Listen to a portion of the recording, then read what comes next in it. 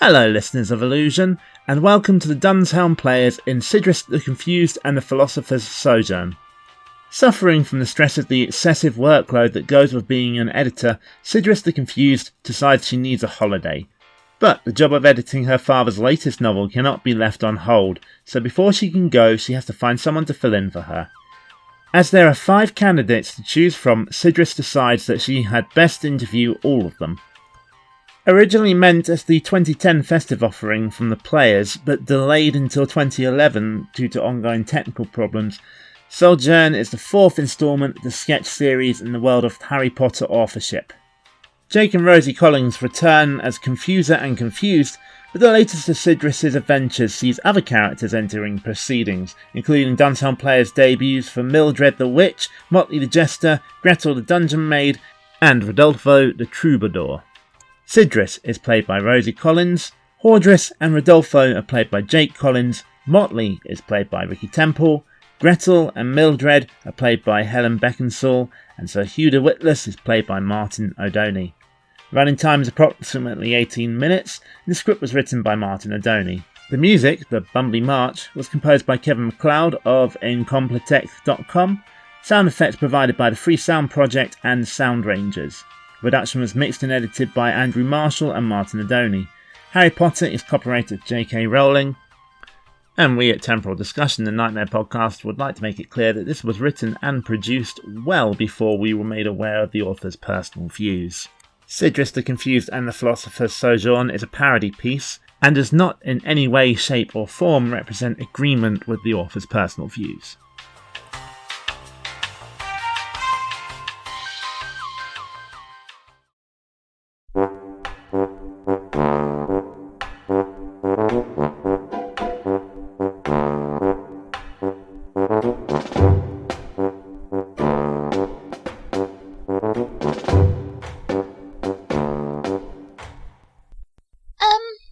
Thank you for showing up, everyone.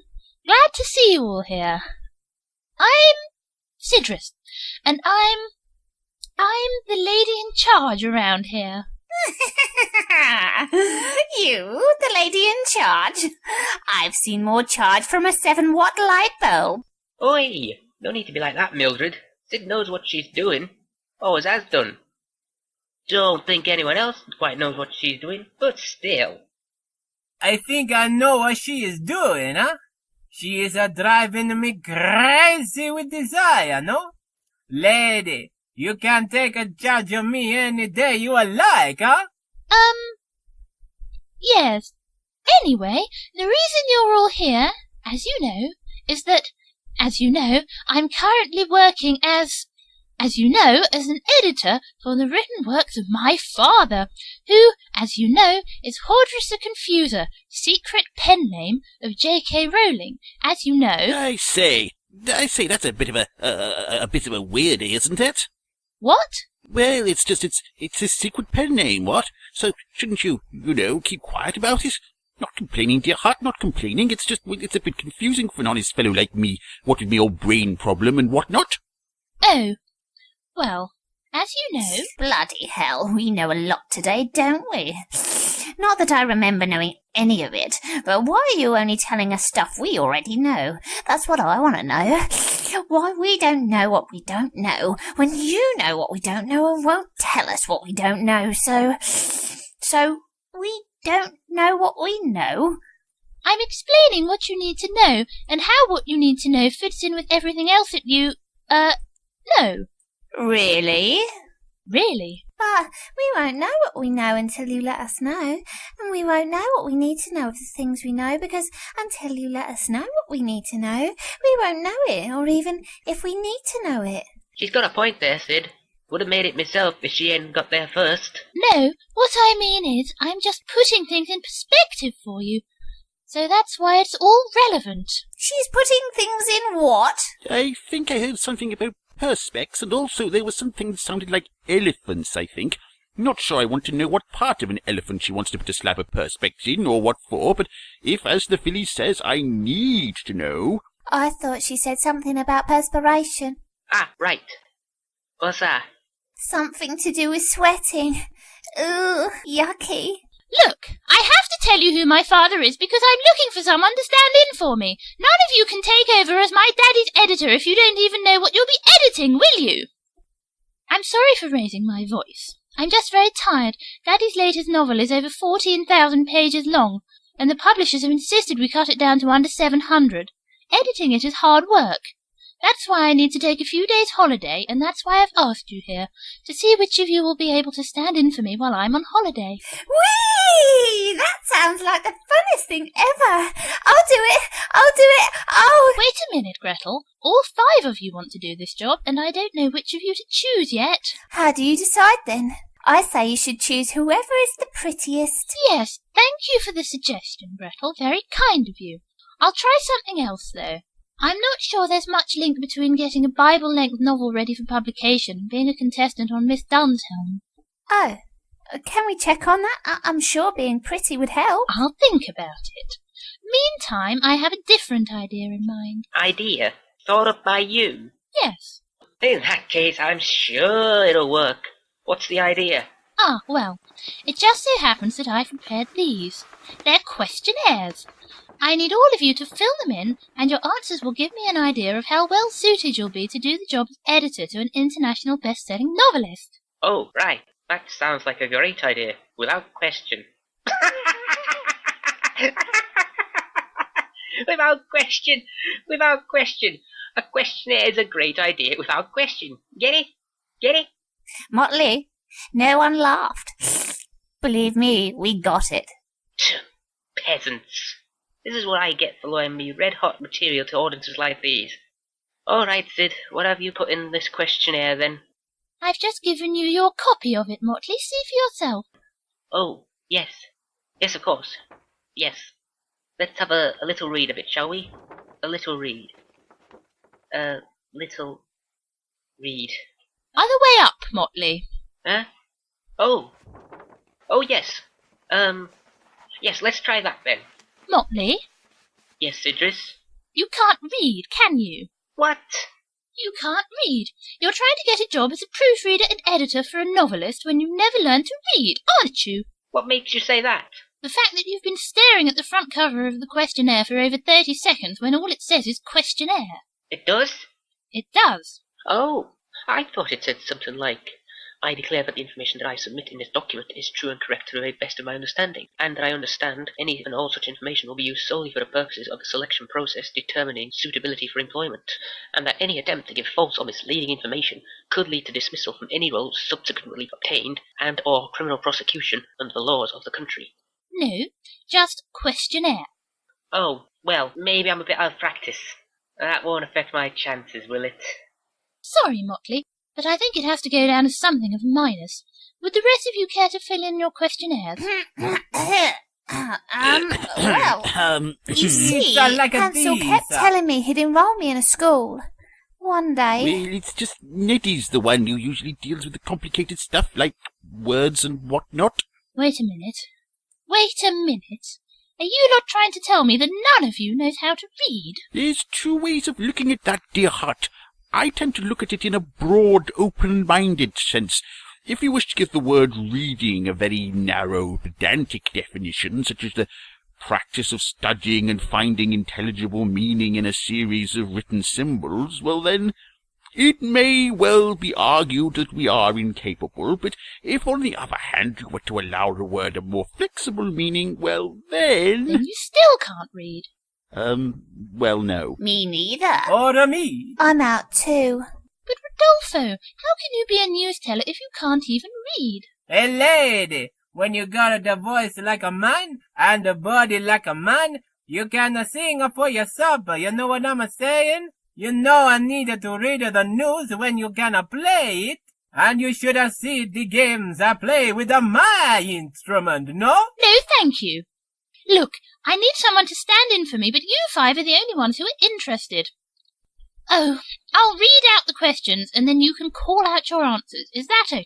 Hey, you call, I answer. Oh, I love quizzes. Let me join in. Pip, pip, I'm game. Yeah, why not? I'm all ears. Oh, good. Right, here goes. Question 1. Your name? But you know our names. What? Oh, yes. Question 2. Sex? What's that? Now are you talking? Not in centuries. I say, she's a game filly, what? No, I mean, what sex are you? You mean my favorite position? Well... Don't be horrid, Ridolfo. I mean... Question 3. What is your favourite book? Oh, me first, me first. Yes, Gretel? The Two Little Goblins Go Riding. Hansel used to read it to me every night right up until I finished nursery school. How nice. He hasn't read me anything else since, though. 3 whole weeks without a bedtime story. Some brother he is. Right. Mildred, your answer? My favourite's the foul, undignified death of Prince Cicero from fevered natural causes and hacking blood-soaked coughing. I like an old-fashioned romance. Sounds, entertaining. Oh, strongly recommended. The writer really knew how to portray disease-riddled death in all its glory. 900 pages of breathless, fearful agony. 900 pages? But you can't read. It's a picture book, flibberty-gibbet. Oh, the bloody mucus. Oh, the twisted contortions of the body. Oh, the green phlegm. So, your preference, please? Oh, well, no preference myself, dear heart. No preference. Although I trust Neddy's view on most things, and Neddy does seem to enjoy reading The Adventures of Black Beauty. Your horse? Yea, that's right. You've seen him, have you? Dashed fine charger, don't you think? You think your horse can read, but you can't? Yes, so I'd make a good editor, wouldn't I? I mean, with Neddy to help me, yes. Motley, your choice? Mine's 1001 jokes to tell in royal company. Achieved some of my finest professional hours with material from that. For example, why did King and his army cross the road? To invade Iceland. Iceland. To invade Iceland. Iceland, get it? Iceland. It's a supermarket, you see. It's usually on the high street, and the high street's a road. Yes. Ridolfo, your favourite? Question 4. Writers can be depressive, sluggish workers, lazy about putting pen to paper. Should the writer get an attack of writer's block, what steps would you take to motivate them? Sir Hugh? Well now, laziness is a dashed shameful business. Drives me spare to see it, don't you know? For talented people not to do a day's work to earn their corn, why, it's just downright immoral. Dishonourable taking money without earning, so it is dishonourable. Waste of talent it is. I wouldn't stand for it. First hint I get of the chap slacking off, why, I'd whisk him straight out to dinner. Face to face, I'd say to him flat out, what's all this about, eh? Buck up, dear heart, buck up. You would? Certainly would. Man of action is the bold Sir Hugh. And what if the writer doesn't buck up? Well, haven't really figured out that part of the plan yet, now you mention it, but it'll be something damsome good, you can bet. Brave Sir Hugh shall rescue the book. Yes, that sounds very, very, doesn't it, everyone? Mildred, what would you do? Me? I'd kick him in the ghoulies till they fell off, and then I'd kick him until he screamed that he'd get back to work. And then I'd kick him some more just for the hell of it. Kick him until the blood starts to flow all over the floorboards, and then I'd sink my nails into his entrails and start... Well, I suppose it's good to have options, yes, but maybe there's a different approach you'd like to try first. No, I'll kick him.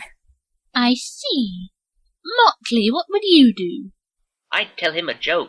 Of course. What a clever idea. 2 of your jokes had hurt worse than 10 kicks in the kidneys. He wouldn't stop working again after that. Anything to stop the jokes. Gretel? I'd make him some tea and ask him if he thinks that I'm pretty. What does that have to do with it? Simple. If he answered no, I wouldn't be his editor any more. Anyone who says I'm not pretty is a liar, and I won't work for liars. Right. And Ridolfo, what would you do? If the writer is the man, I would strike him once across the cheeks with a gauntlet to symbolize the challenge he must face. And if the writer is the lady, I kiss her tenderly on the knuckles. I put my arms around her. I sing her the sweet song to motivate her. And then I put my hands all over her soul. Question 5. Word association. This will help me assess your personalities and your vocabularies. When I say a word, I want you each to call out the first word that you think of. Oh, goody. Finally something fun to do. All up for it? Yes? Good. Bad. We haven't started yet. Oh, sorry. Firstly, tell me what you think of when you hear the word books. Reading. Reading. Kama Right, not a lot there to choose between, really. What do you think of when someone says writer? Wronger. Homework. Reader. A love letter. SWAT. Okay, next one. Paper. Toilet. Towels. Cut. Lots of cuts. Lots of blood. Tiger! By Jove, I fought some great battles against tigers when I've been out west with... Oh, was that a dream I once had? And Ridolfo, what do you think of when you hear paper? Page 3. Yes, all right. Thank you, Ridolfo. I should have guessed. What about confuser? Boring. Compass. Scary. Sourpuss. Turn off. Oh, I don't think Daddy will be pleased. And what word do you think of when you hear the word daughter? Bodies a buzz. Strumpet. Bubblehead. Incompetent. Loser. Oh, thanks a lot. Final question now, another hypothetical. The answers are multiple choice. Now, let's imagine, not for real of course, that there was a trainee sorceress, and that this hypothetical sorceress was having, well, say she was a bit accident-prone with her spell-casting. And just imagine she's in the strong room where Traegard draws everybody's pay from, including yours, and just imagine, nothing for real here at all. Just imagine that Sidriss had an itty-bitty bit of an accident casting a spell while she's in there, and caused a harmless, amusing little cock-up, turning all the gold coins in the strong room into carrots, and so you'll all be getting paid in bundles of 9 carrots instead of 9-carat gold from now on. Now think hard about this question. It's very important to your application. Is it? What's it got to do with... Yes, it's important. Which course of action would you take should this entirely imaginary scenario ever come to pass? A. Do you laugh cheerfully at the harmless mischance of it? As a free hint, this would be the best option to try. B. Do you clear your throat, feel faintly annoyed, but shrug your shoulders and move on? You'd still get a few points for this one. C. Do you get upset and give the trainee sorceress a polite rebuke for her mistake, but let her off? Or D. Do you get really angry at the trainee, shout at her, call her lots of rude names and make her life miserable for weeks afterwards? Another hint, you won't get as many points for choosing this one. D. Double a D. Oh dear. Well, thank goodness nothing like that has happened then, eh? Right, well, that's all the answers I need, if you'll just excuse me. Daddy! Ah, Sidriss, how goes the recruitment drive? It goes. And have you chosen who should stand in for you during your holiday? You know, Daddy, I don't think I need a holiday that much. I've realized I don't feel that tired or stressed. Are you certain? You seemed quite wrought when I first suggested... Yes, I'm sure. I am absolutely not stressed. And don't interrupt. No, I'm very confident I can cope. I'm not tired at all. Not tired enough to hire one of them, anyway. I'm profoundly glad to hear it, my dearest. Hiring extra staff can be very expensive, after all. Very. And I hardly have any spare carrots to pay them with. Speaking of which, you had better run along now. The dungeon master wishes to speak to you about cleaning all the rotting vegetables out of the strong room.